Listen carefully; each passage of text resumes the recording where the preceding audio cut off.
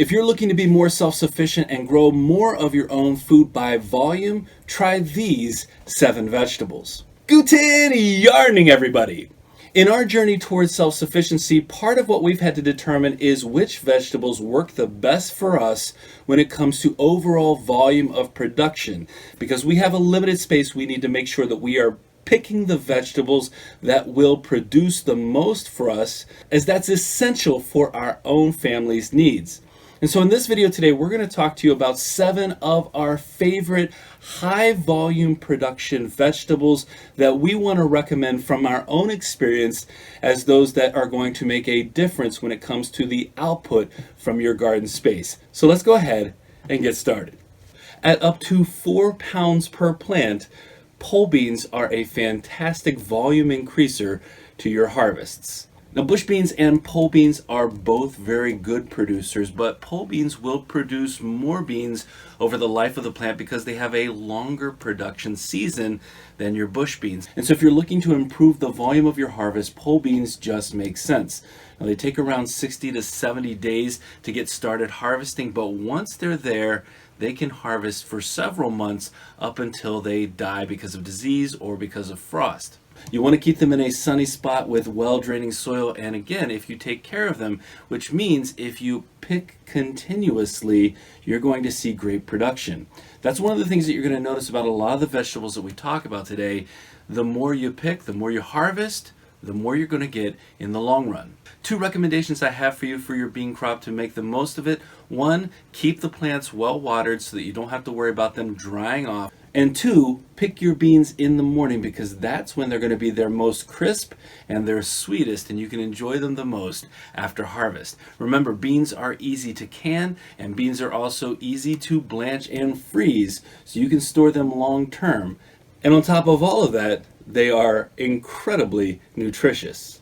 At around 4 pounds of production per plant, peppers are next on our list. Now, peppers vary, of course, by variety, and some will produce more and some will produce less. But one of the things that we love about peppers is most people treat them as annuals, but they're actually perennial plants, which means that you can get multiple years of harvest from the same pepper plant. And because when you grow them multiple years, you have a root structure already in place, the production of those peppers will also increase. And if you're consistently watering, keeping them in that nice well-drained soil, and you can prevent any disease from taking over, you should find that production lasts really well year over year. And another thing that's really interesting about these pepper plants is that you can make a decision when it comes to the volume of your harvest, because you can actually harvest more green peppers rather than letting them ripen all the way to your orange or your red. You can harvest more of the green peppers, which will create more production from the plant. Now, that is a decision you have to make, but in the end you could end up with a massive amount of peppers that are easy to store. One of the things we love to do, we love to dice them up really small, put them in freezer bags, and then anytime we're ready to cook over the winter, we just pull out one of the bags and put it in the dish, and the taste is fantastic. At around 5 pounds of fruit production per plant, cucumbers are next on our list. I think cucumbers have to be one of the vegetables that are most often given away to family and friends. You let me know if somebody's ever given you some of their extra cucumbers. And that's one of the things that we absolutely love about cucumbers is the amount of production when you keep your plants healthy. Now, we've struggled in the past with cucumbers, keeping them healthy, but this past season was absolutely a bumper crop year for us, meaning that we not only kept our plants healthy, and we not only kept them free of any kind of disease, kept them nicely watered, but we had continual production for multiple months, which meant a lot of refrigerator pickles, a lot of fresh cucumbers to eat. And these are, again, highly nutritious vegetables that improve the overall volume of a harvest. These do take up a good amount of space, but they're easy to trellis and keep them growing vertically. So that actually helps to limit some of the footprint of the cucumbers. And as you're growing them, be on the lookout for any blight or powdery mildew or any drought-like conditions. Those things will cause either the death of the plant or the bittering up of the fruit. But beyond that, these are fantastic producers that are a great addition to your garden. At nearly 10 pounds of production per plant, eggplant is next on our list. Now for us, eggplant was probably our number one producer this past season. And one of the things you should know about eggplant is that they do have a pretty thick stem, but they can become so loaded down with eggplant that they can fall over. So you want to keep them supported as you watch that amazing fruit grow on those plants. There are a ton of varieties, and we've found that we prefer the taste of them when we harvest them before they get too big, so we don't let them stay on the plant too long. And just like a lot of the other vegetables here, the more you pick, the more production you're going to see, the more energy that can go from the plant into production. Now these do need to be pollinated, but one of the nice things about this plant is even a gentle wind in addition to your pollinators will keep the plant pollinated and producing. Now we like to plant ours in full sun, and I think last season we had about 3 months of production once they started to create fruit. Eggplant are also very easily stored longer term. We cut ours up, blanched, and froze them, and now, just like a lot of the other vegetables, we take a bag of these, thaw them out, cook them up in our recipes, and they are still very tasty. At 10 pounds per plant, I would argue at a minimum, zucchini is next on our list. Now, zucchini are a fun plant to grow in my opinion, and part of that fun comes during harvest season when you are in hide and seek mode, when you're trying to find these hidden zucchini before they get too big. And actually, that's not even really a problem. And that's one of the reasons why I say 10 pounds at a minimum, because it's possible to let your zucchini grow even larger, to grow some of these giant zucchini that are often referred to as marrows.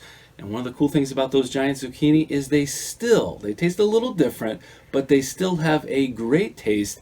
And for us, one of the things we've done is to shred them up and to freeze those as well. And then we can take those bags of frozen shredded zucchini and we can cook them up. We can put them in recipes just like you would with the fresh zucchini. As long as you keep your plants healthy and free of things like powdery mildew or blight, you should find that that production keeps going for upwards of 2 to 3 months.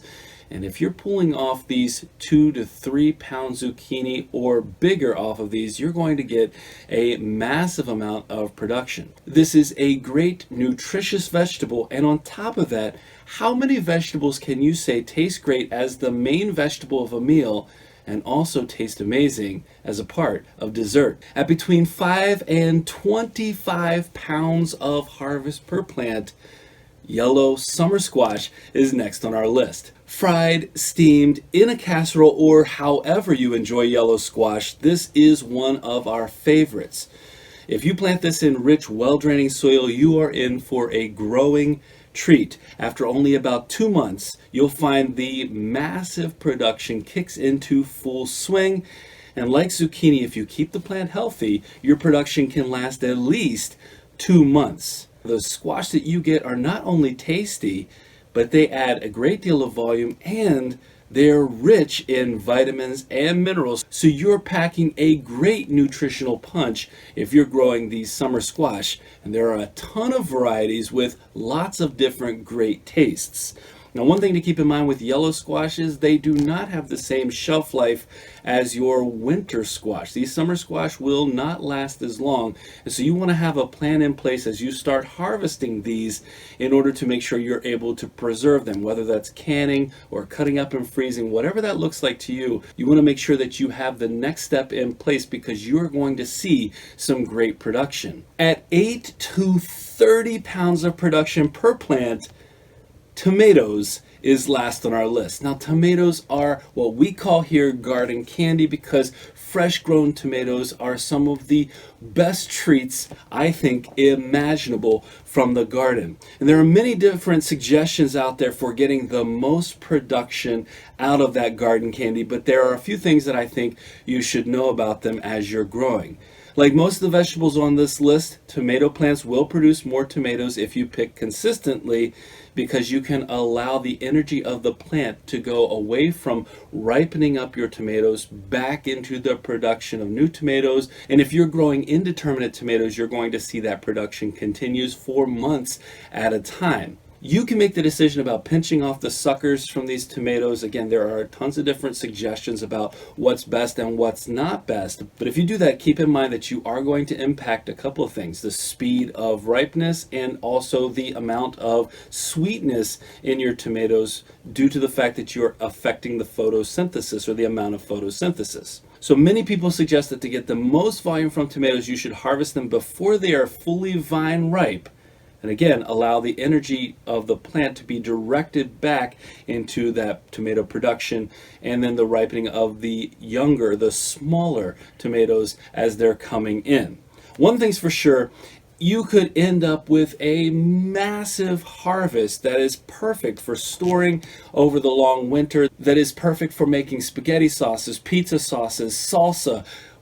There are so many dishes to be made with these tomatoes, and so we highly recommend you give part of your garden space to this incredible volume producer. Now, one of the things to keep in mind about all the vegetables that we recommended today is your garden space, because we know that not every one of these vegetables will be a fit for your location. However, each one of them has its own benefits, and each one of these can be massive producers for you as you try to become more self-sufficient and move away from buying your food in the grocery store.